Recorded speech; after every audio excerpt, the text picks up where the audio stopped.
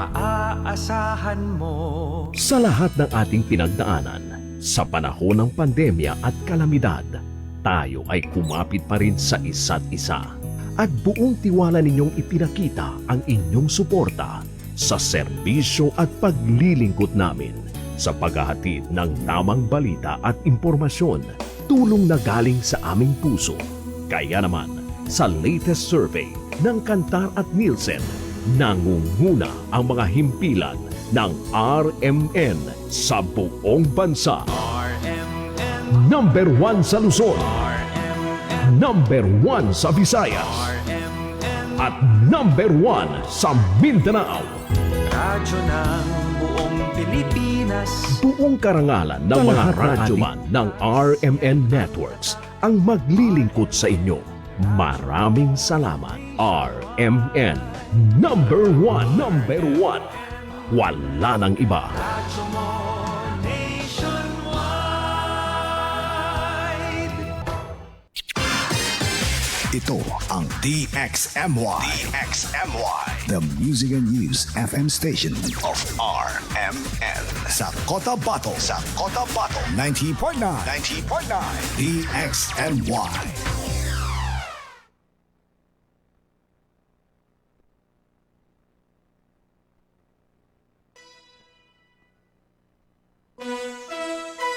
Oras sa Pilipinas sa DXMY ganap ng alas 5:02 na po ng umaga. Tatak RMN.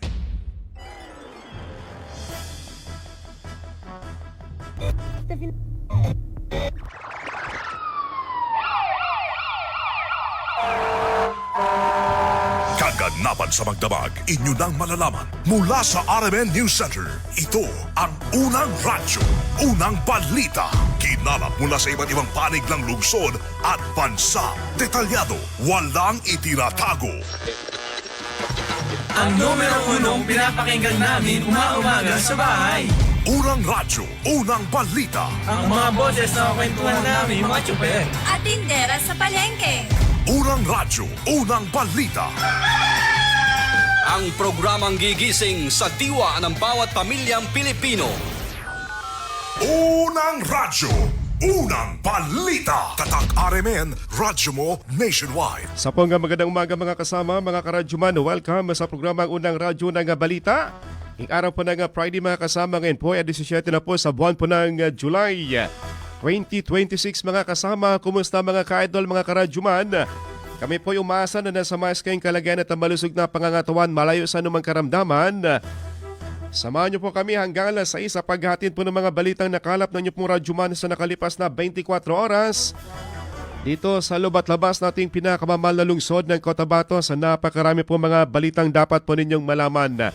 Ating kagapay this morning sa kabilang silid si Radyoman Danilo Malaran at si Radyoman Eric Ricardo Madamba Jr. Ito po yung Radyoman Michael Swan.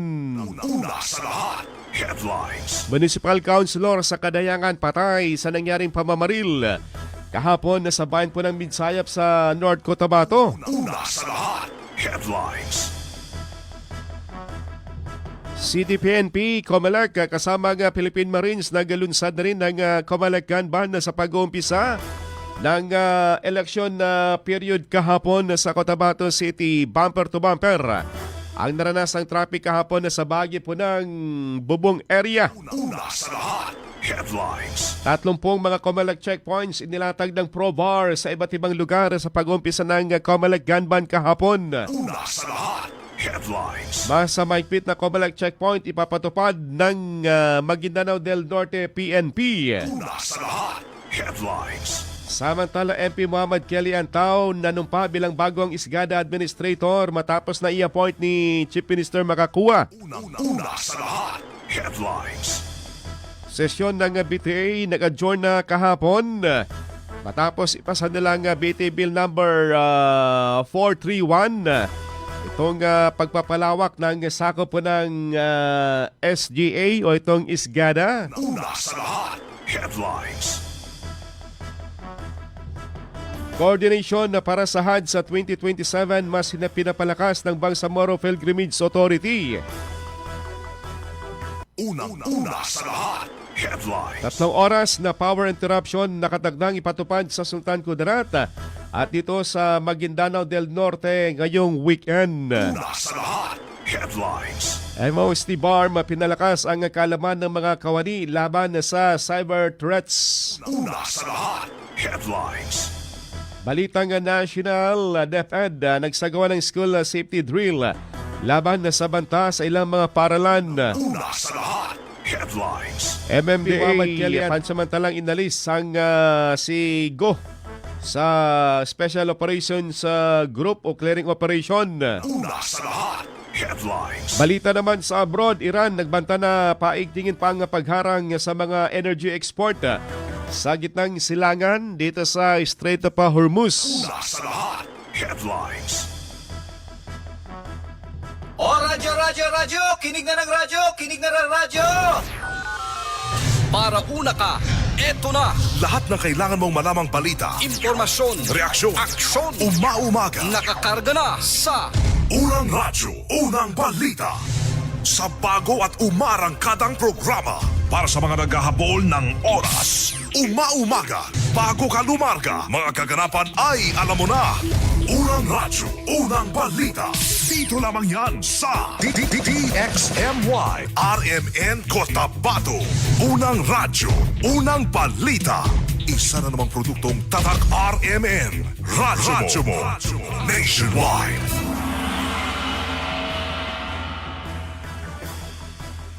Muli sa magandang umaga mga kasama, mga karadyoman, welcome sa ating programa Unang Radyo ng Balita. Araw po ng Friday, Gamat Saguda. Good morning sa 37 barangay ng Cotabato City na nakatutok po sa 90.9 FM. Siyempre pa sa ating mga Facebook page sa viewer. Huwag kalimutan na i-follow at i-like at i-share yung ating balitaan para kayo po updated sa mga kaganapan dito sa Cotabato City at sa iba pang panig ng ating kapuluan. Good morning sa mga suki natin mga tendera-tendera ng gulay at karne sa bagay ng Mega Market ha. Mapia Mapita sa Canulangon San, dito rin po sa bagay na Bagsakan area. Sa masasarap na halwan, pupuyo at gurami ha. Good morning dito sa area po ng downtown sa Old Market. Sa Washington area, good morning po sa inyo. Sa mga nagkakape sa mga sandaling ito, Mapia Mapita sa Canulangon San, ay nga sarap humigo po ng Anas Native Coffee ha, pampagood vibes sa nagmamadaling araw ng Friday. Ang bilis ng panahon, weekend na kagad, bukas Saturday, Sunday. Good morning sa ating mga driver na Sweet Lover, Biyahing Awang Super, Village Super. At sa mga bus driver, sa mga van driver po natin, Mapia Mapita sa Canulangon San, Biyahing Davao, Jensan, Cagayan, Dipolog, Usami, Zamboanga, Layo. Good morning po sa inyo. Dumako tayo sa detalye po nating balita mga kasama. Ito, malungkot pa rin pong balita dahil tuloy-tuloy yung mga insidente ng karahasan kahapon isang municipal councilor dyan sa bayan po ng Kadayangan Special Geographic Area ng nasawi. Matapos nung mabiktima ng pamamaril dyan sa bahagi po ng Midsayap, particular sa area ng barangay Salunayan, Midsayap sa North Cotabato, bandang alas 2 po ng hapon kahapon. Kinilala ng Midsayap PNP naturang nasawi na si Councilor Nasser Alipolo Dalandang, 37 anyos na konsyal ng Kadayangan Special Geographic Area.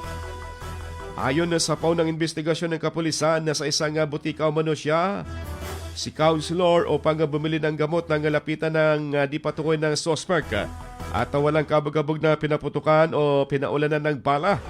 Agad namang tumakas ang mga suspect matapos na magawa ang naturang pamamaril na mabilis na sumakay sa isang single motorcycle patungo sa area ng Malidigaw, sakop din po ng Special Geographic Area. Sa ngayon, nagpapatuloy pa rin ang investigasyon ng kapulisan upang matukoy ang motibo at kung sino nasa likod ng naturang pamamaril. Unang radyo, unang balita. Unang araw pa lang ng gunman dito sa farm, yun kagad. Ang sumalubong isang municipal councilor ang nasawi matapos na mabaril kahapon. Samantala, dito naman nasa Cotabato City, nagkaisa. Sama-samang nagpatupad ng Comelec checkpoint ang Comelec, ang City PNP at ang tropa ng Philippine Marines at iba pang hanay ng ating otoridad para sa pag-uumpisa ng Comelec gun ban at ang election period dito sa bahagi ng Mother Tamuntaka sa Cotabato City sa Bubong. Magkasamang nag-checkpoint si Colonel Jibin Bungkayaw. Kasama nito ang City Election Officer at ang tropa pa ng Marines at ng Coast Guard at ng Bureau of Fire para po dito sa pagpapalakas ng kampanya kontra sa mga nagdadala ng baril. Ayon pa kay Colonel Jibin Bungkayaw, kinakailangan kumuha po ng requirements o kailangan kumuha sa COMELEC ng paintulot na pwedeng makapagdala ng armas dahil sa ngayon, kahit na may permit to carry firearms, kinakailangan pa rin kumuha ng abiso sa COMELEC para kayo po'y makapagbitbit ng armas. Kahapon, wala namang nahulihan ng baril sa isinagawang unang araw ng checkpoint, ngunit nagdulot ito ng matinding traffic dahil nga po sa haba ng pila ng mga sasakyan mula sa crossing Bubong hanggang sa area po ng Dato din Sinswat. Unang radyo, unang balita. Sabi nga kanina sa ating committee na mag-apply sila doon sa gun banding sector. Meron pong limitasyon kung ilan lang ayan pwede nilang dadahin at ano yung kakulong papilis na dapat ng isang pilot para ma-approval sila doon sa gun banding sector. Kahit na meron kang permit to carry, kahit meron kang license sa baril, meron kang LTOP, pag wala kang gun banding sector or CA, Certificate of Authority, hindi po dyan pwede po. Kasi election period po ngayon. So nasa control po ng COMELEC yung lahat ng natin with regards to that gun policies. Unang radyo, unang balita.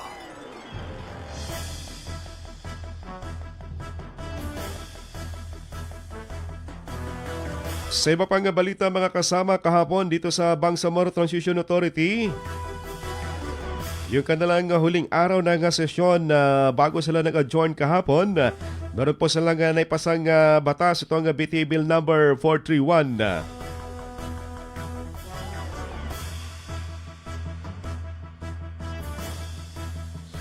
Kung saan ito po yung batas para palakasin ang Special Geographic Area Development Authority. Nagkakaisang inaprubahan ng naturang BT Bill number 431 matapos itong makakuha ng 43 votes na pabor, walang tumutol at walang nag-abstain sa pinal na pagboto sa third and final reading sa huling sesyon kahapon. Layunin ng panukalang batas na palakasin ang pagpaplano ng kaunlaran at pag-atid ng mga serbisyo sa Special Geographic Area sa pamamagitan ng pagpapalawak ng mandato ng ISGADA.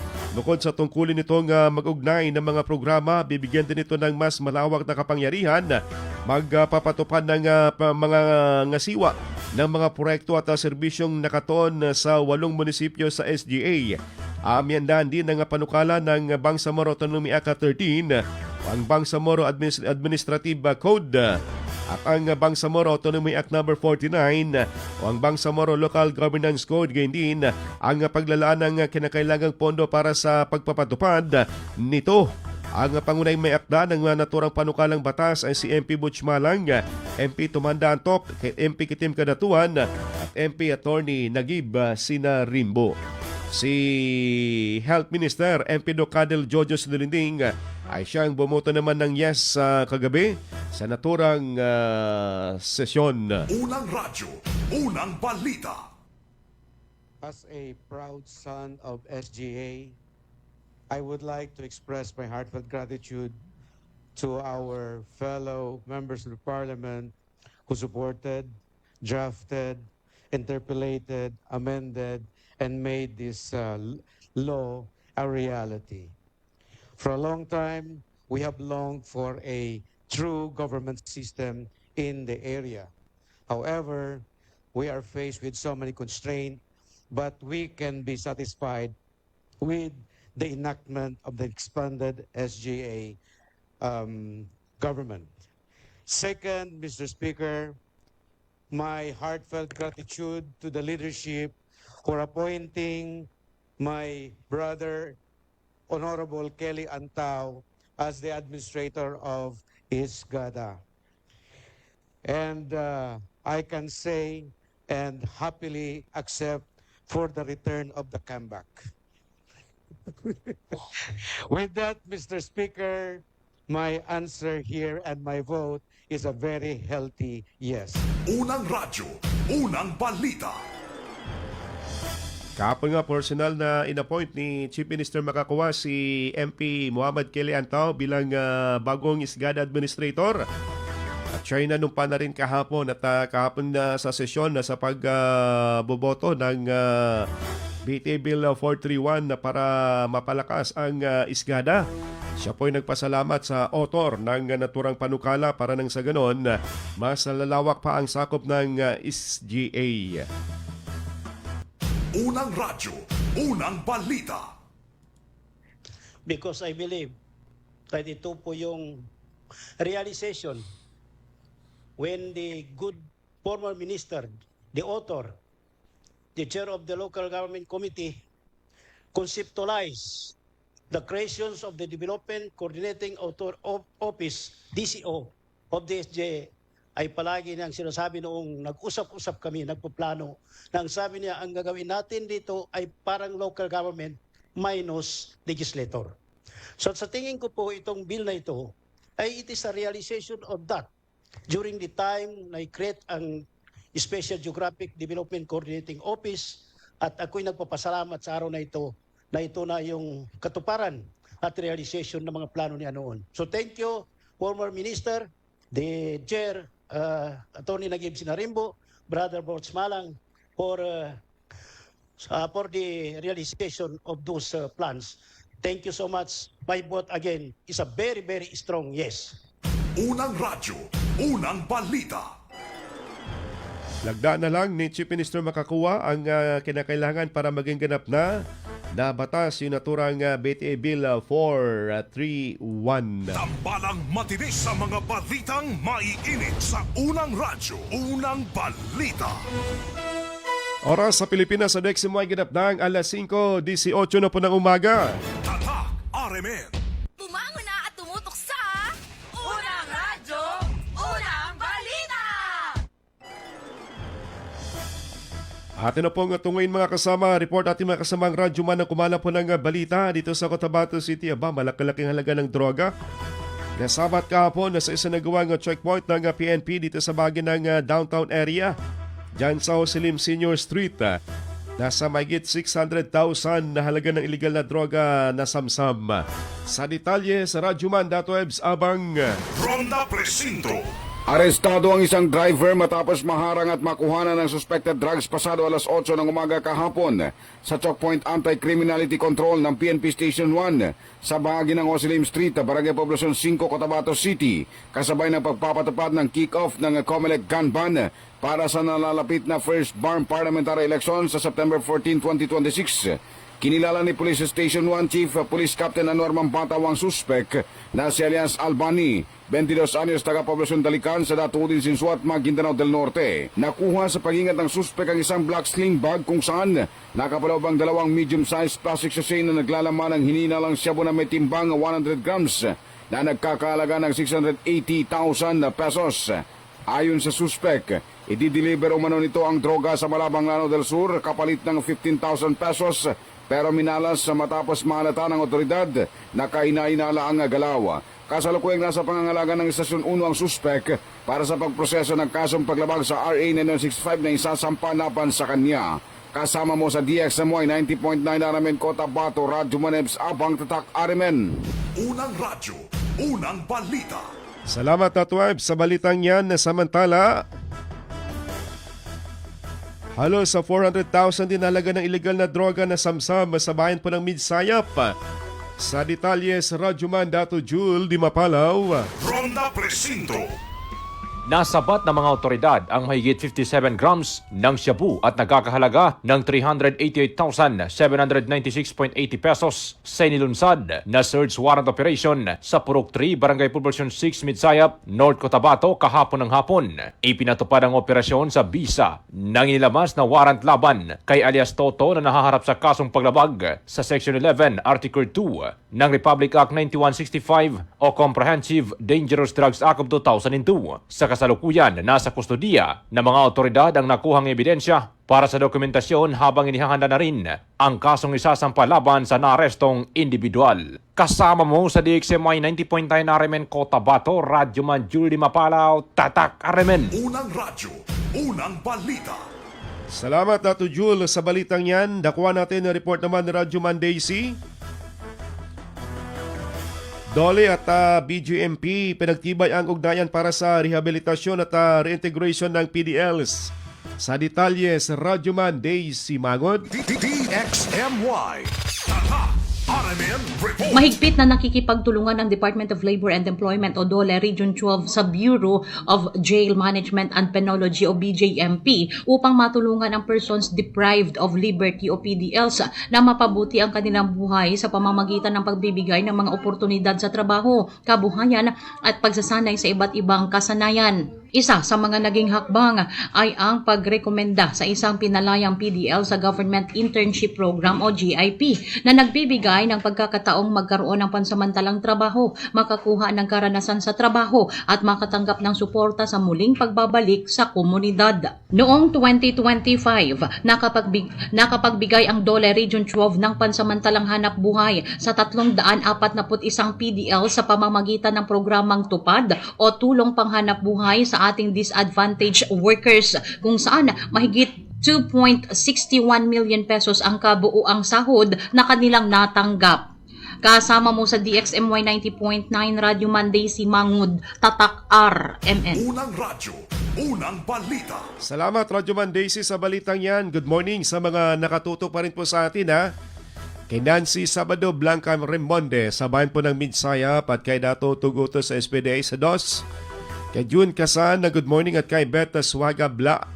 Kay Simbay Adam, good morning sa Tacorong City, Sukran. God bless DXMY. At kay Padre Elmar Cortel, dyan sa bayan po ng UPI sa Noro. Kumusta pad sa UPI? Kay Sally Abdul Karim, good morning Bangsamoro. Kay Main Masukat Akan ng Tagig. Sa Green Moss sa New Lower Bicotan Tagig, good morning daw sa kanyang misis na si Hadja Minda Norain Pikaakan. Sukran DXMY. Kay Miss Bunko, good morning from Qatar at kay May Violet Ningasca Pantuhan sa area po ng New Bohol sa Kidapawan City. Oras ganap ng 5:24 na po ng umaga. Oras na para tayo po humigop ng Muscleman Strong Coffee para may lakas po tayo sa buong maghapon. Mga unang balitang kailangan mong malaman. Mga isyung huhulma sa inyong kaisipan. Unang radyo, unang balita. Unang radyo, unang balita.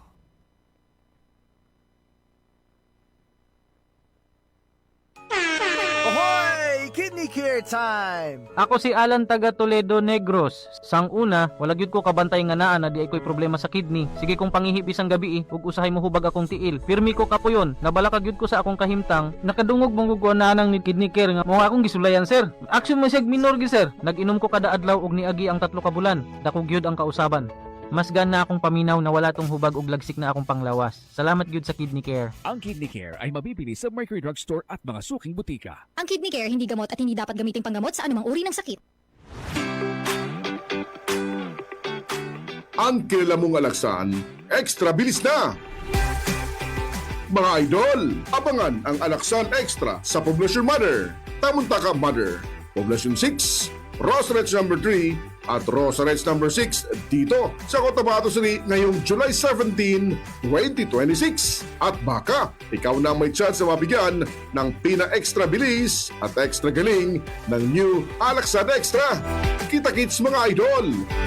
Paracetamol plus ibuprofen sodium dehydrate is the generic name of Alaksan Extra. If symptoms persist, consult your doctor. Ang kondisyon na gustong iwasan ng isang tunay na lalaki ay ang erectile dysfunction o impotency. Ito ay lubhang nakakaapekto sa self-esteem at confidence, lalo sa sexual relationship ng mag-asawa. Pero huwag nang mag-alala kaibigan. Abot kamay mo ang solusyon dyan. Mega Man, the certified energy booster and libido enhancer. Mega Man. Ito ay FDA approved. Mabibili lang sa mga butika. Lumalabas ang aming pagkalalaki at merong magagandang mga babae.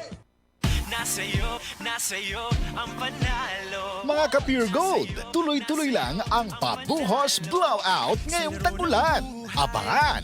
Weekend sale for the month of July happens on July 18 to 19. Your favorite brands with the biggest discounts. From food products, personal care, household essentials, and fresh items. Dahil dito sa Pure Gold, kahit tag-ulan, ikaw ay always panalo!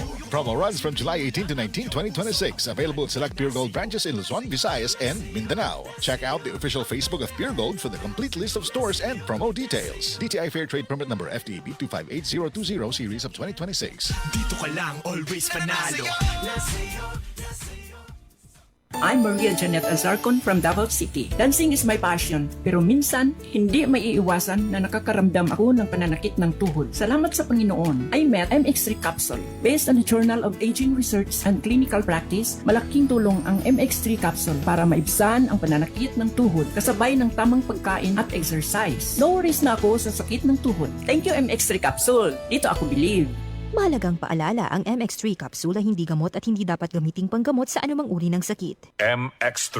Dito ako believe. Uy, nakadungog na ba ka sa balita? Ang imong paborito na Milo na anay twin pack. Sulit kaayo sa kalami ug sustansya. Sa presyong 17.50 pesos SRP, makaduha ka baso na. Unsa pa imong ginahulat? Palit na og Milo twin pack sa imong suking tindahan. Mag Milo everyday. Drink Milo every day. Magkaiba man tayo ng karanasan, pareho naman ang gusto natin bilang Bangsamoro. Kapayapaan! Trabaho at oportunidad. Mas magandang kinabukasan! Kapag magsama-sama ang iba't ibang boses, mas lumalawak ang pag-unawa at pagtutulungan. Kaya ang Bangsamoro Federalist Party ay binubuo ng mga dating revolusyonaryo, mga lingkod bayan at ng iba't ibang sektor ng lipunan. Dahil sa pag-angat ng Bangsamoro, dapat lahat kasali. Bangsamoro Federalist Party. PFP for Bangsamoro. Para sa Bangsamoro.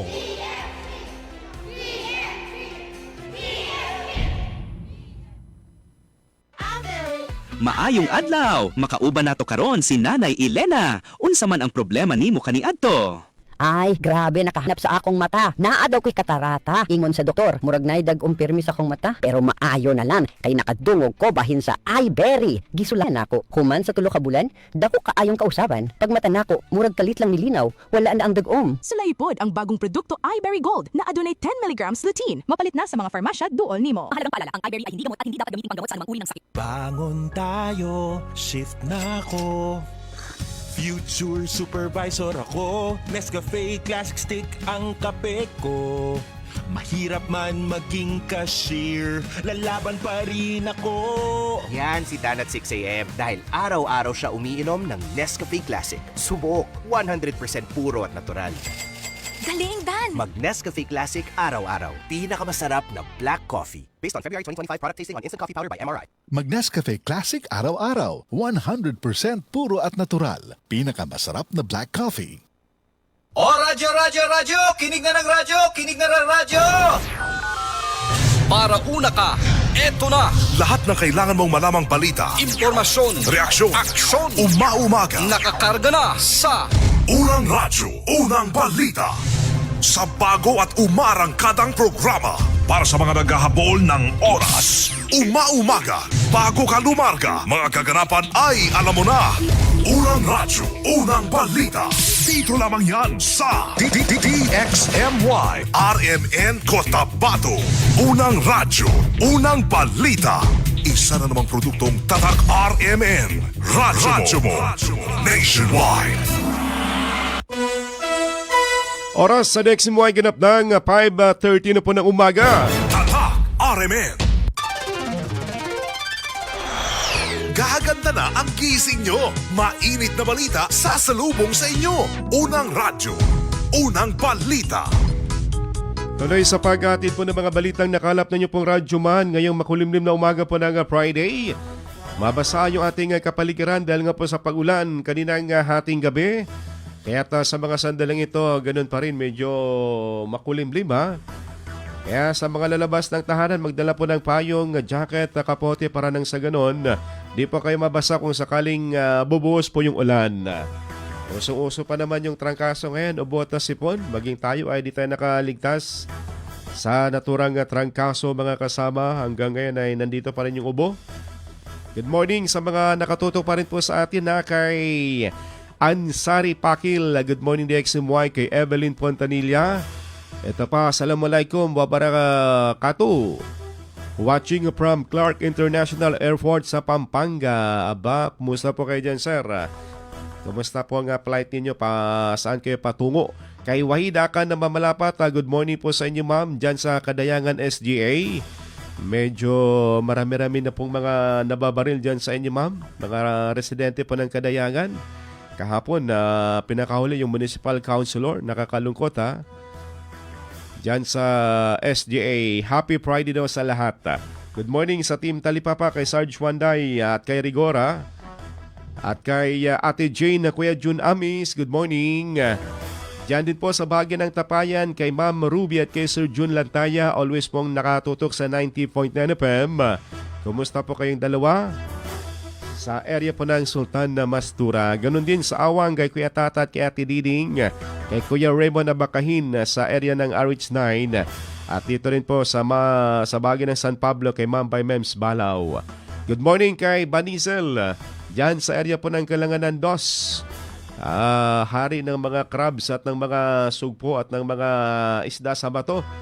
Good morning at kay Kuya Sol Salilama kasama ang kanyang misis na nakikinig po sa atin sa DXMY. Una at tumutok sa Unang Radyo, Unang Balita! Sa iba pang balita mga kasama, naging madamdamin ang buod ng talumpati ni Dato din ng Sinswat Mayor Abdul Main na Babaaba sa kanyang State of the Municipal Address na kung saan ay kanya pong inihayag ang kanya pong mga accomplishment sa nakalipas na mga buwan o sa nakalipas na mahigit sa isang taon. At kanya din pong inihayag na sa kasalukuyan ay siya na lamang yung nalalabing alkalde ng Maguindanao del Norte na naalalabi dito sa United Bangsamoro Justice Party matapos na lumipat sa ibang partido ang iba pang mga alkalde. Anya, ang Dato din Sinswat nang siya po'y maluklok bilang alkalde ay nagkaroon po ng mainitang halala noong nakalipas na 2025. Unang radyo, unang balita. At na basta-basta yung kapasan ng pagtantang.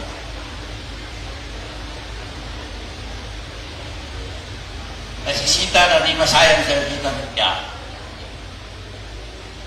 Kanyaba ka ng gobyerno tanong siya sa dato mo din Sinswat na unga o struggle tanong at jihad sa milita.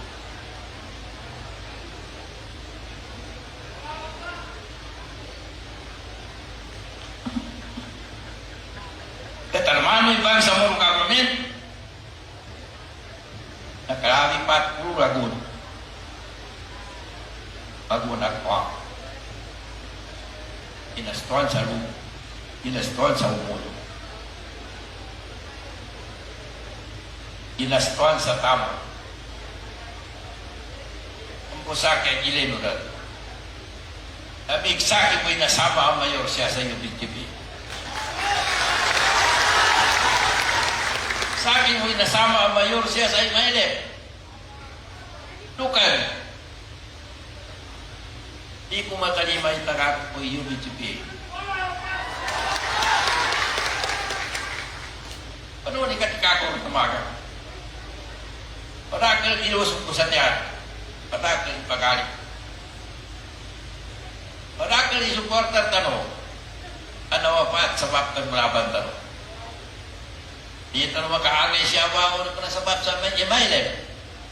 Dito na makatindag siya ba o na sabab sa UBGP.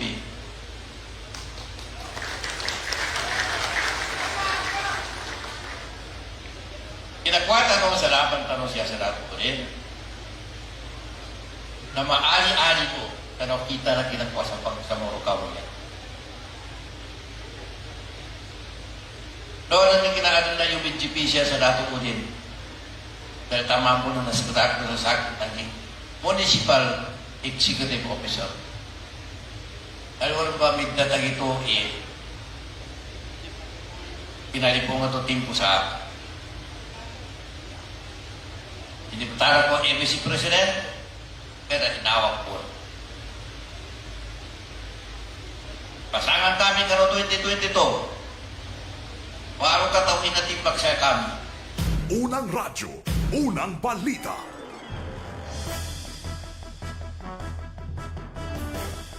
Sa iba pang balita, kahapon kabuang 30 mga COMELEC checkpoint ang inilatag dito sa buong Bangsamoro Autonomous Region in Muslim Mindanao sa pag-umpisa po ng election period. Ayon pa kay Pro-Bar Director Pro-Bar Maguindanao Provincial Police Director, Police Colonel Michael Mangahis, inatasan ng lahat ng mga pulis na panatili ng pagiging neutral, professional at maigpit na ipapatupad ang batas.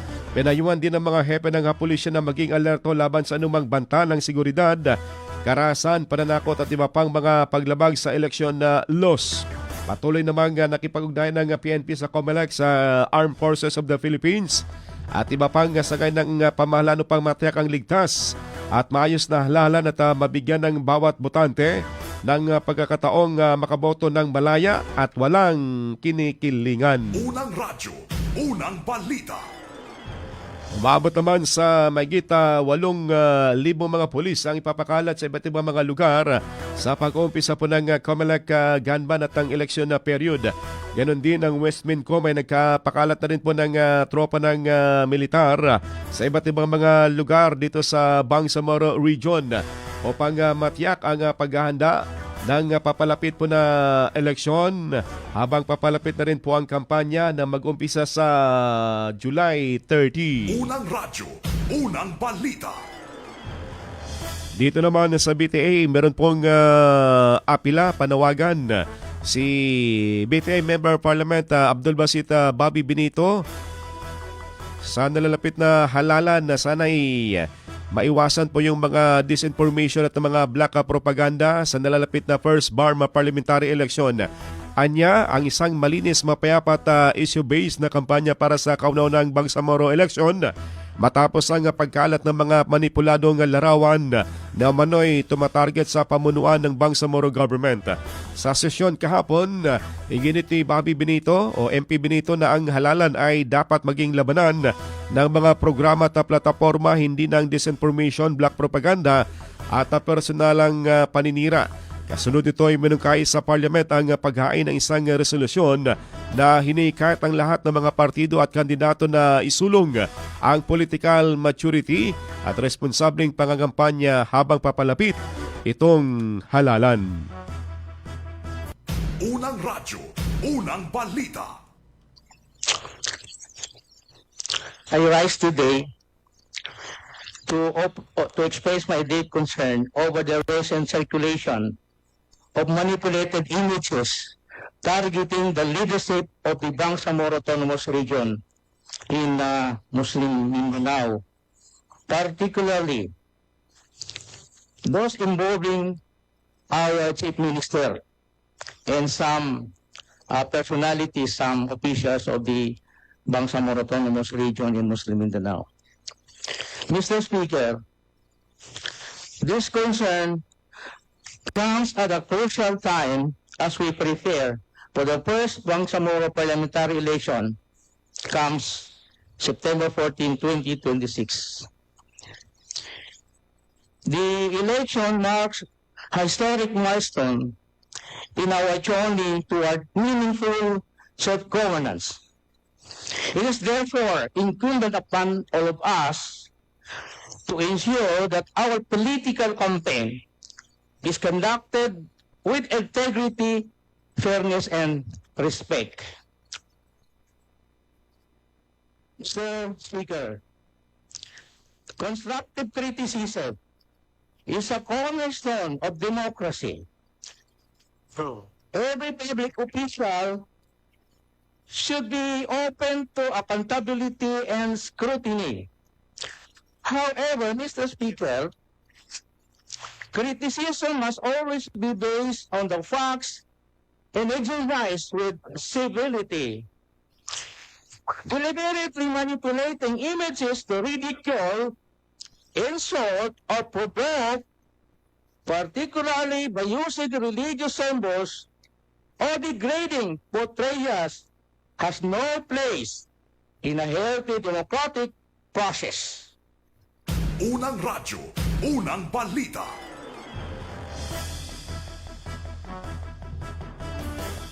Sa iba pang balita,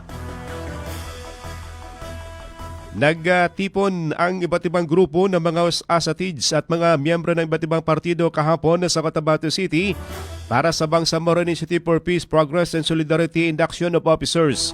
Bisita sa nasabing pagtitipon si BARM Interim Chief Minister Abdurrahman Makakuwa at iba pang mga personahe mula sa Bangsamoro Government.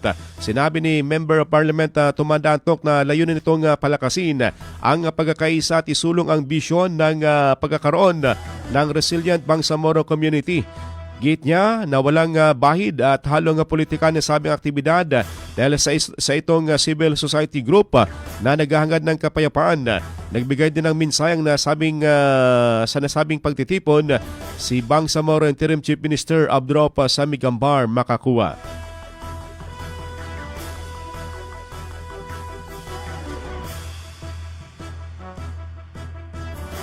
At naroon din po kahapon din si Ustad Abdul Wahid Tondok at nagkaroon din po siya ng mensahe sa mga dumalo kahapon. Unang radyo, unang balita.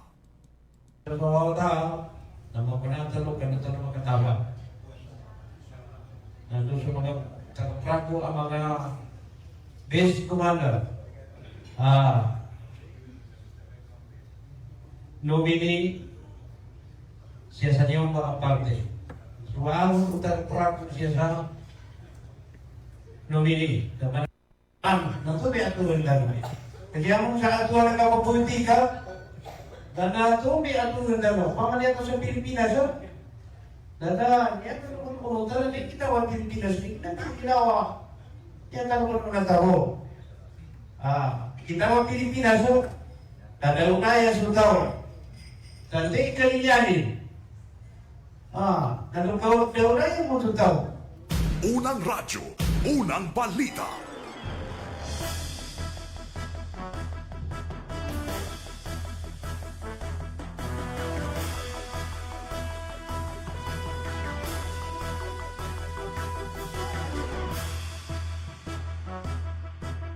Sa iba pang balita, mas pinaigting ng Bangsamoro Government ang paghahanda para sa Hajj sa 2027 matapos ang courtesy visit ng pamunuan ng Bangsamoro Pilgrimage Authority kay Interim Chief Minister Abdurrahman Samigambar Makakuwa kahapon.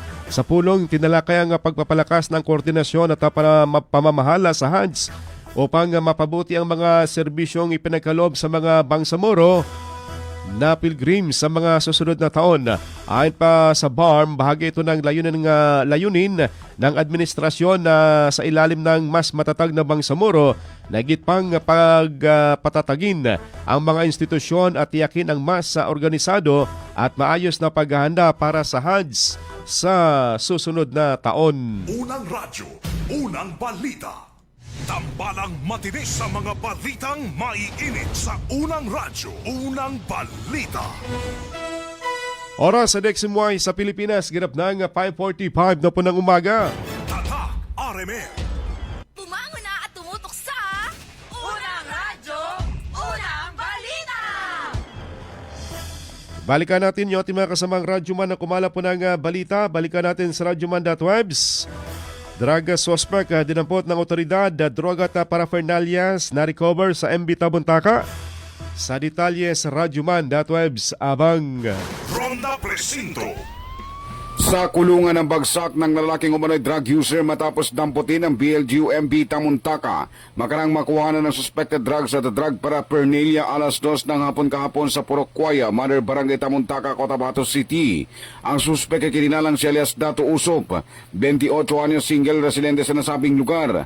Ayon sa ulat mula sa opisyal ng barangay, nanggugulo at ilang mga kagamitan na umano ang sinisira ng suspect kaya ito inireklamo sa Police Station 3. Napasugod ang mga operatiba sa lugar kung saan nangkapkapan ng suspect na kuhanan naman ito ng 2 maliit na plastic sachet na naglalaman ng hininalang shabu na may bigat na 0.3 grams at ilang drug paraphernalia.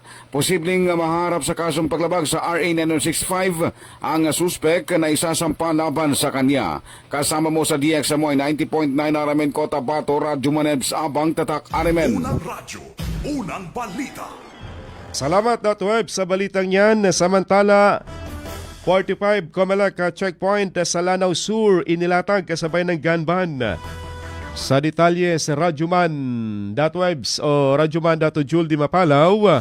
Ronda Presinto. Formal na inilunsad ang 45 na Comelec checkpoints sa iba't ibang bahagi ng Lanao del Sur kasabay ng pagsisimula ng election period at gun ban kahapon, July 16 bilang paghahanda sa kaunanahang regional parliamentary election sa September 14, 2026. Pinangunahan ni Bangsamoro Electoral Office Regional Director Attorney Ray Sumalipaw at Lanao del Sur Police Provincial Office Director Police Colonel Cesar Kabuhat ang sabayang checkpoint operations sa Sagiran at Marawi City, Katuang, ang Philippine Army, Philippine Coast Guard at iba pang election officials upang palakasin ang seguridad sa nasabing lalawigan. Ayon sa pulisya, layunin ng mga checkpoint na mahigpit na ipatupad ang election laws at Comelec regulations kabilang ang pagsugpo sa pagdadala ng mga ipinagbabawal na armas at iba pang banta sa halalan. Nasa 21 lugar naman sa Lanao del Sur ang itinuturing na election hotspots bate sa nakarang halalan at kasalukuyang sitwasyon sa seguridad. Kasama mo sa DXMY 90.9 RMN Cotabato, Radyoman Julie Mapalaw, Tatak Karamen. Unang radyo, unang balita. Salamat Dato Jul sa balitang yan. Samantala balikan natin sa Radyoman Daisy sinasabing panukalang batas na nagtatakda ng permanenteng pwesto para sa mga katutubo at kabataang kababayang settler sa Bangsamoro Women Commission tinalakay. Sa detalye sa Radyoman Daisy Mangot. DXMY Tatak RMN. Isinusulong ng isang panukalang batas ang mas matatag at pangmatagalang representasyon ng mga kababaihang katutubo at kababaihang settler sa Bangsamoro Women Commission o BWC sa pamamagitan ng pagtatatag ng mga permanenteng commissioner positions para sa dalawang sektor. Layunin ng Parliament Bill No. 474 na inihain ni na members of Parliament Susana Salvador Anayatin at Froilan Mendoza na amyandahan ang Bangsamoro Administrative Code of 2023 sa pamamagitan ng pagpapalit sa kasalukuyang ex-officio sa mga kinatawan ng Ministry of Indigenous Peoples Affairs o MIPA at Office for Settler Communities o OSC upang maging mga regular na commissioner. Sa kasalukuyan kasi, ang MIPA at OSC heads o ang kanilang mga kinatawan ay nagsisilbi bilang ex-officio members ng WC. Kasama mo sa DXMY 90.9 Radio Monday si Mangod, Tatak RMN. Unang radyo, unang balita. May tama ka sa loto. Ating silipin mga kasama, resulta ng drone ng PCSO kahapon na hindi po umuurong sa pagtulong. Alas 2:03 lumabas mga kasama. 8:45. Samantalang alas 5 naman 7:66. Swertres naman alas 9, 7:82. At 6-digit naman alas 9 kagabi 3:58. 7:65. Escalera 7:65 ang tumoy. Sa milyones na papremyo 6:42 naman sa 16.9 million ang jackpot prize. Winning combination natin na 02, 13, 25, 06 sa 30 at 42. 6 sa 49 naman nasa 74.5 million ang jackpot prize. Winning combination natin na 05, 34, 18, 26, 23, 09. Congratulations sa nakakuha ng winning combination na yan. Good morning sa mga nakatutok pa rin po sa atin na kay Francis Parhan Tumawis. Sabi niya dito, good morning, watching from RNS, Glass and Aluminum Supply ng Ragayan sa Marantao sa Lanao del Sur. Good morning po sa inyo, sir. At kay Randy Santisas, kay Arnel Lapak, pa-shoutout sa Lapak family sa Poblacion 1 sa Cotabato City. Good morning po sa inyo, sir, sa Poblacion 1. Kay City Councilor Dutch Mangalan, taga Poblacion 1 din yan, at kay Kap Abdilalim, good morning po sa inyo. Kay Matwa Manguda, good morning. Si Aguilel Usman na family sa Tanuel sa Dos. Kay Sir Dato Uno Oto di Maukom, good morning. Diyan sa area po ng Dato Saudi. Kay Fatima Uto Abdullah Ayob, good morning sa bahagi po ng Esteros sa RH9 dito sa Cotabato City pa rin. Balikan natin sa Radyo Man Daisy Update naman sa mga Marites. Pinag-usapan ang bagong Instagram post ni Angelica Panganiban matapos mapansin ng ilang netizen na wala roon ang kaibigan niyang si Bella Padilla.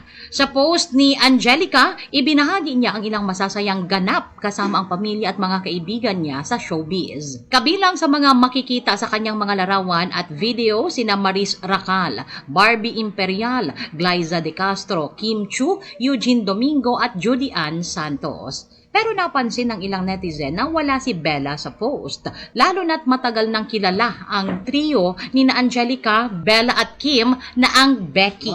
Kasama mo sa DXMY 90.9 Radio Monday si Mangud, Tatak RMN. Unang radyo, unang balita.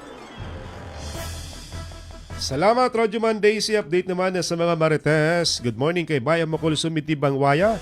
Kay Dato Tong Waya na Purok Payalabi sa Dato Balabaran dito sa RH o dito sa area po ng Tamuntaka Mother.